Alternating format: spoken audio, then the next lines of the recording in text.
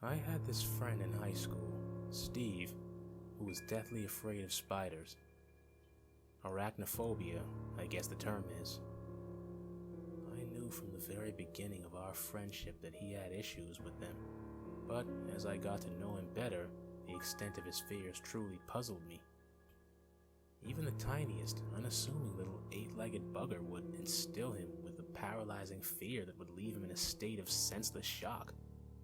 We teased him about it, of course. That's what friends are for. Catch a little one and dangle it in front of him? Well, I did anyway.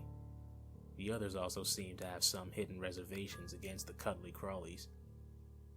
In an attempt to diagnose his phobia, I shared with him a theory that I'd read somewhere. Apparently, some scientists, or psychologists I guess, believe that the reason so many of us have arachnophobia is because of the inside of the womb.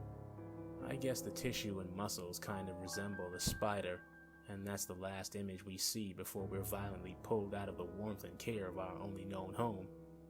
Naked and defenseless into a cold and brutal world is the vague, pulsating image of a spider. He dismissed this idea quite rudely. He told me that he knew exactly why he hated spiders so much. He was 5 years old, he told me, hiking through the woods with his parents. At some point he got away from them, and in a panic, he just started running. He must have tripped over a branch and ended up face down on the ground. Only it wasn't the ground. He was face down in a papery cocoon. A spider's egg sac. Thousands of spiders burst from the eggs and crawled over his face, into his mouth, down his clothes, and he could do nothing about it. He was stuck, you see. His foot was tangled in the branch, so he just laid there with tiny baby spiders crawling all over him until his parents heard his blood-curdling screams and came to his aid. I had to admit, as far as reasons for hating spiders go, this particular one was pretty solid. I tried a few different approaches in my attempts to cure his fear, like suggesting that, on average, only 6.6 people die from venomous spider bites each year, and that bees and wasps kill 8 times as many. Or the fact that out of over 43,000 known species of spiders, only 30 or so have been responsible for causing human deaths.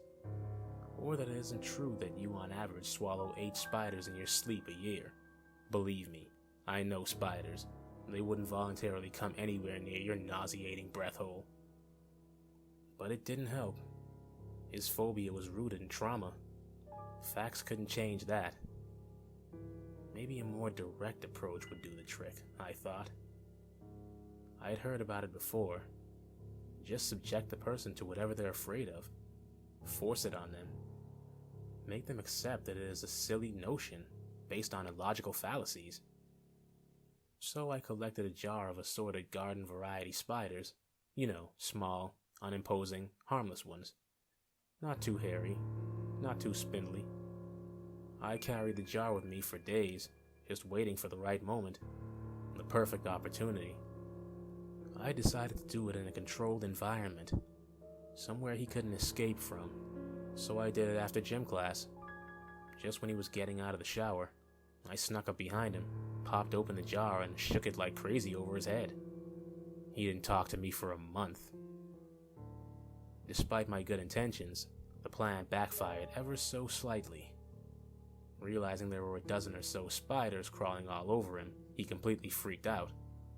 Long story short, he lost his footing on the slippery wet floor and broke his back in 3 different places. He was hospitalized for a month. A month where he completely ignored me. Maybe it was for the best, I thought.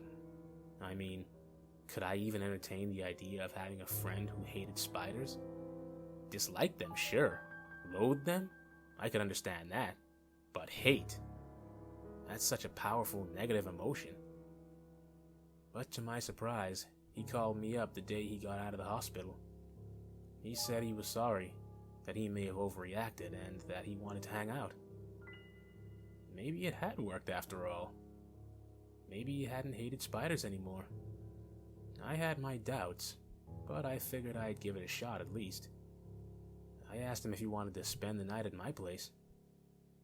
My mother was having one of her weeks, and I could really use the company. It was the first time I'd invited him over. First time I'd invited anyone over, come to think of it. So I was pretty stoked when he said yes. I didn't bother asking my mom. I knew what the answer was anyway. It was definitely better if she didn't know. Steve came around after school, bringing a bottle of vodka and some beers. He seemed to be in good spirits, all things considered, and we spent the night drinking, listening to music, and playing games. You know, just chilling. I told him about the basement, that we couldn't go down there because of Mom, and even though I could clearly see he found it strange, he just shrugged and gave me a casual, sure, whatever. I must have passed out around midnight. Too much vodka, I guess. I really couldn't hold my liquor during Instar. Steve slapped me awake a couple of hours later. I came to slowly, confused and still pretty dazed from the alcohol. He stood over me smiling, holding what appeared to be a hunter's knife. "Did you really think I was just gonna let it go?" He snarled through gritted teeth. A sudden rush of realization hit me, and I desperately struggled to get on my feet. Only I couldn't. I couldn't move at all. "Don't bother," he said. "I've tied you up nice and tight. Doesn't feel so good, does it, when someone else takes control?" I attempted to talk some sense into him, but the sounds came out all muffled. I could only lay there, helpless, as he brought the knife down an inch away from my eye, the fear at that point all-consuming. "Don't worry," he grinned. "I'm not gonna kill you. Just, scar you for life." I stared at him wide-eyed, tears streaming down my face. "If you hadn't gagged me, you might still be alive, Steve. I could have warned you about my mother, her harrowing shadow descending on you from the ceiling. She doesn't like it when people threaten her children. She doesn't like it when she's disturbed during her sleepy week. I could have talked her out of it, bridged the gap between our people. But you always hated us, didn't you? Even at the end, I could see it in your eyes as my mother slowly consumed you. I could tell by your screams that you still couldn't accept us, and you wanted nothing but to harm us. I guess when push comes to shove, it was for the best. I truly cannot stomach bigotry.